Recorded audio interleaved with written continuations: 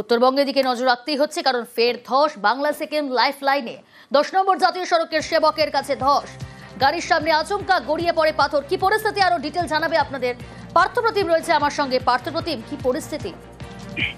দেখো, কালিম্পং থেকে যাত্রী বোঝায় একটি ছোট গাড়ি শিলিগুড়ির দিকে নামছিল, তখনই কিন্তু সেবকের কাছে সেখানে আচমকা পাহাড় থেকে কিন্তু পাথর গড়িয়ে পড়ে এবং তার দিক থেকে গাড়ি চালক মোড়কে গাড়ি থামিয়ে দেন এবং তিনি তো বটেই এবং অন্য চালকদেরও কিন্তু প্রাণে রক্ষা পান এবং গাড়ির সামনের অংশ বনেটের দিক থেকে কিন্তু সম্পূর্ণভাবে ক্ষতিগ্রস্ত হয়েছে। এর জেরে 10 নম্বর জাতীয় সড়কে সাময়িকভাবে যান চলাচল কিন্তু ব্যাহত হয়েছে। ইতিমধ্যে পুলিশ ঘটনাস্থলে পৌঁছেছে এবং যান চলাচল স্বাভাবিক কবে হবে, কি হবে এই বিষয়ে কি জানা যাচ্ছে?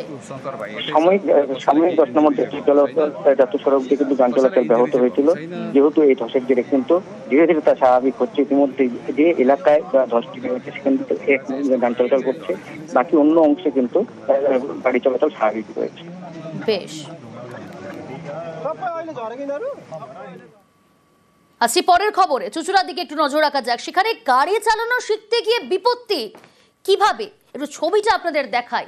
এই দেখুন, গাড়ি চালানো শিখতে গিয়ে পুকুরের মধ্যে পড়ে গেল সেই গাড়ি। চুঁচুড়ার কাপাসডাঙ্গায় গাড়ি সমেত পুকুরে দম্পতি।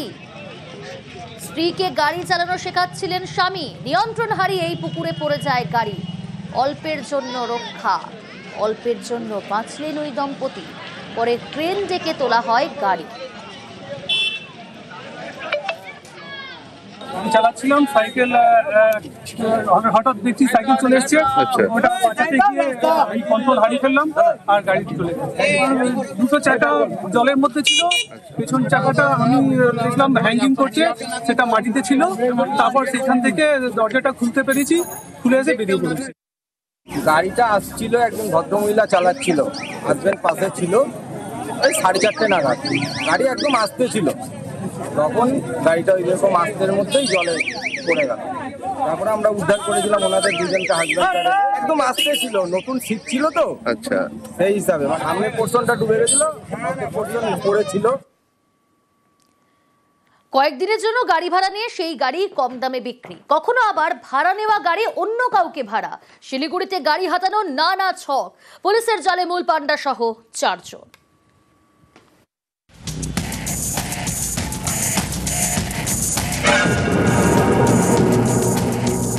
নানা মডেলের গাড়ি, সবই নতুন।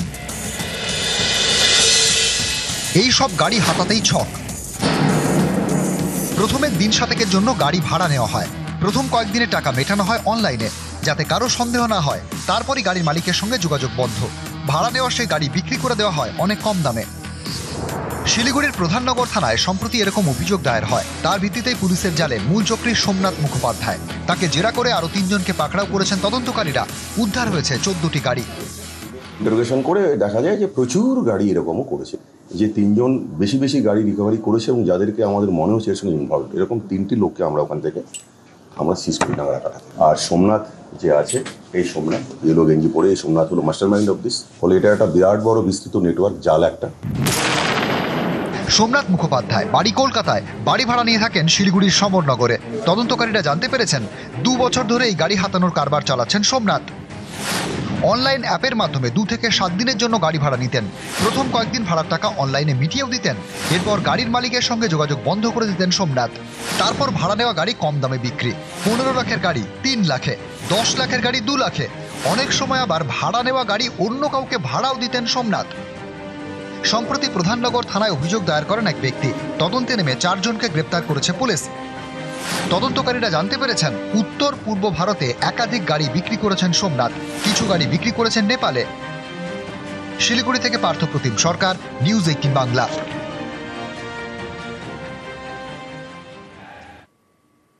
একটা ছবি দেখাই আপনাদের, দেখুন। এটা যে ঝাড়গ্রামের ছবি, ঝাড়গ্রামের বাঁধকোড়া। সেখানে জল পেরিয়ে এভাবেই যাতায়াত করতে হয় স্থানীয় বাসিন্দাদের, গ্রামবাসীদের।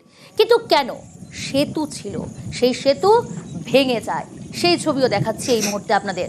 অর্থাৎ সেতু ভেঙে যাওয়ার পর এই জল পেরিয়েই যাতায়াত করতে হয় গ্রামবাসীদের। এবার গ্রামবাসীরা সেতুর দাবি তুলেছেন খুব স্বাভাবিকভাবেই, কারণ সমস্যায় পড়তে হচ্ছে তাদের। বর্ষাকালে জল বেড়ে যায়, তারপরও এই জলদি পেরিয়েই তাদেরকে যাতায়াত করতে হয়। রাজু রয়েছে আমার সঙ্গে। রাজু, কতদিন ধরে এই পরিস্থিতি? সেতু ভেঙে গিয়েছে, তারপরেও এখনো পর্যন্ত সেতু সারাই হয়নি। দেখো 2004 সাল থেকে এই পরিস্থিতি রয়েছে, কারণ 2004 সালে যে সময় এখানে বৃষ্টিপাতের ফলে এই নদীতে প্লাবন এসেছিল, সে সময় এই সেতু ভেঙে গেছিল এবং তারপর থেকে মূলত প্রাণের ঝুঁকি নিয়ে মানুষকে পারাপার করতে হচ্ছে। কারণ এই যে বাঁধগোলা অঞ্চল রয়েছে, এখান থেকে যে মাঝ পথেই যে নদী রয়েছে, এই নদীর এই পারে রয়েছে বাঁধগোলা, ও পারে রয়েছে মানিকপাড়া। খুব সহজে এটা পৌঁছানো যেত, কিন্তু সেই ব্রিজ ভেঙে যাওয়ার ফলে দীর্ঘদিন ধরে বারংবার প্রশাসনকে জানিয়েছে, কিন্তু তারপরেও কোনো ব্যবস্থা হয়নি। জানিয়ে গ্রামের মানুষ এখন অভিযোগ তুলছেন। না, প্রশাসনের তরফ থেকে কি বলা হচ্ছে? এত বছর ধরে একই পরিস্থিতি, প্রশাসনের তরফ থেকে কি ব্যবস্থা? দেখো, প্রশাসনের যে আধিকারিক রয়েছেন তাদের সাথে কথা বলেছি, বা গ্রাম পঞ্চায়েতের পঞ্চায়েত সমিতির যিনি সভাপতি রয়েছেন তার সাথে কথা বলেছি। আচ্ছা, ওই যে এলাকায় যে সমস্ত তৃণমূলের নেতৃত্ব কিংবা গ্রাম নজর থাকুক পঞ্চায়েত আমাদের, রয়েছে, দ্রুত পদক্ষেপের আশ্বাস দেওয়া হয়েছে প্রশাসনের তরফ থেকে, কিন্তু কতদিনে এই ব্যবস্থা করা হয়, অর্থাৎ সেতু তৈরি করা হয় নতুন করে, অবশ্যই নজর থাকবে।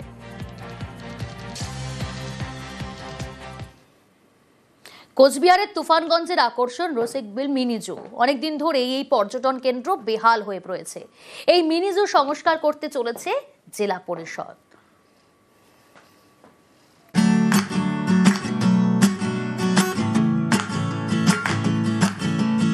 রসিকবিল মিনি জু,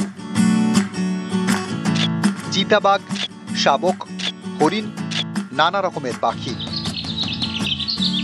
কোচবিহারের তুফানগঞ্জে পর্যটকদের আকর্ষণ রসিকবিল।